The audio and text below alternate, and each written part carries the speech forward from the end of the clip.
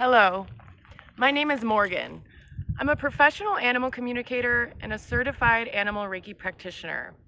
And on Tuesday, just the other day, something miraculous happened and I wanted to share it with you guys. So I had just finished up a end-of-life animal communication session with a new client. And because the clients were so happy with their reading, they paid me some very nice compliments, and it really uplifted my vibe, and I was already in a meditative space. So after the appointment was over, I went outside, and I'm currently camping.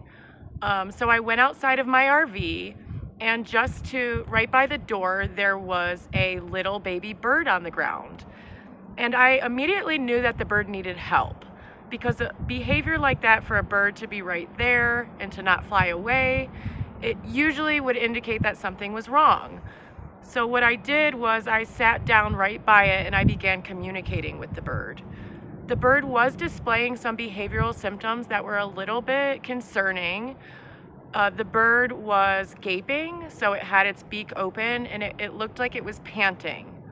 And so because I am a volunteer at a wildlife rehabilitation organization called Think Wild, that is located in Bend, Oregon, I was worried that this bird needed to be admitted for care.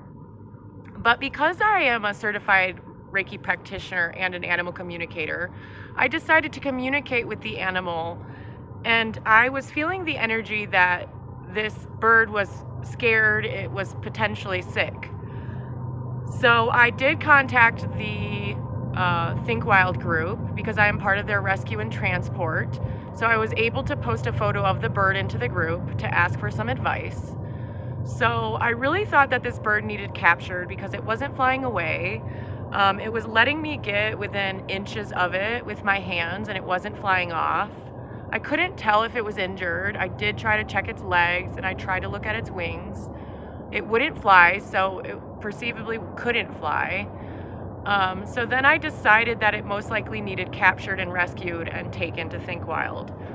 So I got my gear together, I got a carrier, I got gloves, and when I went to capture the bird, it flew off.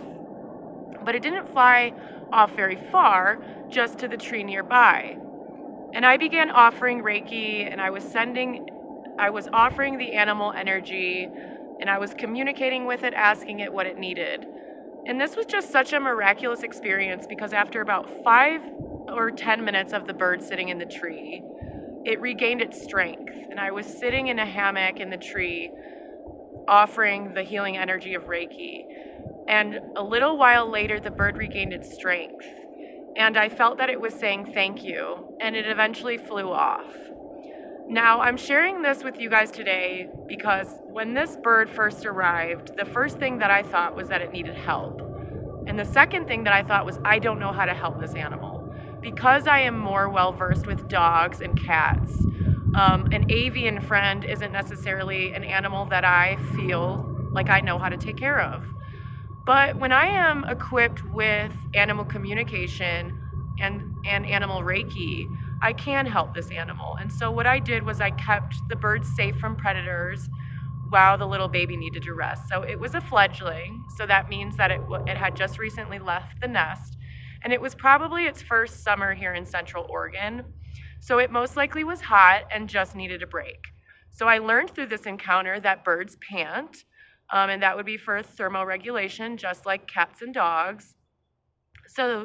And the organization was very happy that I cared about the animal, and I'm sure they were relieved that it didn't need rescued, and I was also relieved that it didn't need rescued. But I just felt this very profound connection with this bird, and I felt such gratitude and thanks for the energy and the love that I offered it. So never underestimate the healing power of love and compassion, and it's a miracle when wild animals know that you're a safe person. They know that you're someone that won't harm them, and they know that your energy is safe. So I believe that this bird came to me because it knew that I was someone that could help. So if you are wanting more insights about animals, whether they're wild animals in your yard or your companion pets, Feel free to reach out to me if you'd like a session with me. I will put a booking link on this video. So, and I just wanted to share, it was a miracle. I thought the bird was dying. I thought that it wasn't going to make it, but it did, and it simply just needed a rest. So this is also a reminder to those who are in wildlife rehab, who see wild animals that it might seem like they need rescued or transported for care. My recommendation is to just give it a little bit of time, a couple minutes, 5-10 minutes. And if the animal regains its strength, then it most likely doesn't need help. And I can see that how a lot of animals that maybe just need a rest and somebody to look over them, look after them, they don't necessarily need hospital treatment or to be admitted. It does cause animals quite a bit of stress. And so when I was giving the bird the opportunity to fly off if it could, because I was trying to give it the opportunity to tell me, do you need to be rescued or do you just need a rest? And when it flew off, it confirmed that it could fly, and it confirmed to me that it just needed a rest. So thank you for tuning in. And my lesson of the day is to just be connected with the wildlife around you, be connected with your own pets, with nature, with trees, because there's always a miracle right around the corner. And I hope you get to experience one too. Have a great day.